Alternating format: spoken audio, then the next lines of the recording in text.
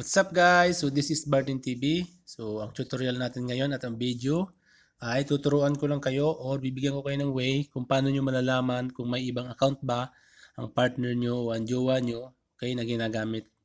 So napakadali lang yan guys. So follow nyo lang ang tutorial ko, okay? So syempre, bago tayo magsimula guys, so huwag nyo kalimutang supportahan ang ating YouTube channel, Bartin TV, at ang ating Facebook page, Oragon TV. Huwag nyo kalimutan mag-like, share, and comment kung may mga katanungan at mag-subscribe. So ayan, sisimulan natin guys, okay? Ang una nating gagawin guys, punta tayo sa ating browser, okay? Ang gagamitin kong browser dito ay Chrome. Kung may iba kayong browser, pwede rin yan, pero mas sinasuggest ko ang Chrome browser.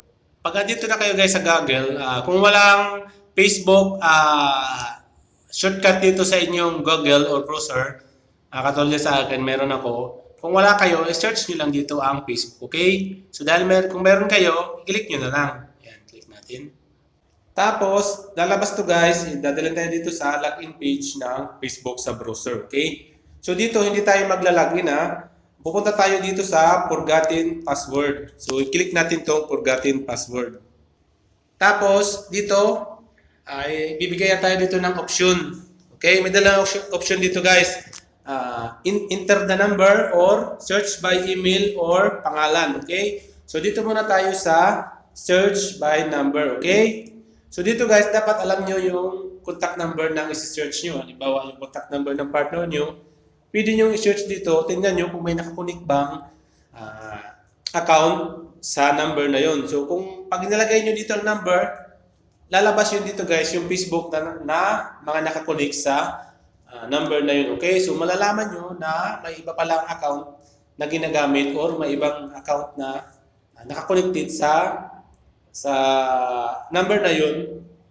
Okay, so ang second option guys, ito, search by email, okay, or name, okay. Click nyo yan. Dito, i-search nyo dito guys yung email address, okay. So kung alam nyo may email address yung iba, try nyo i-search dito kung nakakonect ba yun sa Facebook or hindi. So pag may nakakonect yung guys, automatic lalabas dito at kahit sino pa yan, kahit ano pa pangalan niyan, lalabas yan dito pag nakakonect yung Facebook na yun sa email address na sinearch nyo.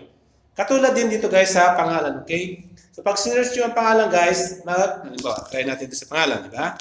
Halimbawa, search nyo lang, okay? Search natin. Ngayon, ito guys, lalabas dito yung mga account na kapangalan ng sinearch mo, okay? So, Juan de la Cruz, madami yan, ayan. Madami yan. So, mamimili kayo kung titingnan nyo, hindi nyo mabuti kung ito ba yung account na hinahanap nyo, okay? So, kahit hindi nyo yung account, kahit hindi yan yung sinesearch nyo, magsasuggest pa rin siya base sa sinearch nyo information, okay? Kung sa number, lalabas lang yon, lalabas lang doon yung mga nakakonek lang sa number na yon, okay? Kung sa email naman, lalabas doon yung mga nakakonek din sa email na yon. So kahit ilang pa ang Facebook na ginawa mo sa under ng email na yon or under ng cellphone number na yon, lalabas yon at lalabas, okay? So kung sa pangalan naman, pag sinearch mo yung pangalan, lalabas yung mga Facebook account na may pangalan na ganun sa sinearch mo, okay?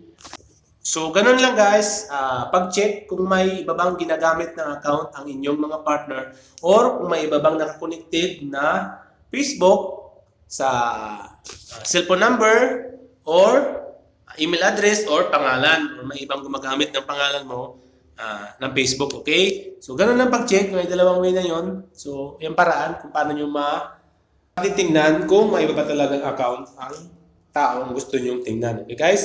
So hanggang sa muli guys, at sana natulungan ko kayo at huwag niyo awayin ang inyong partner.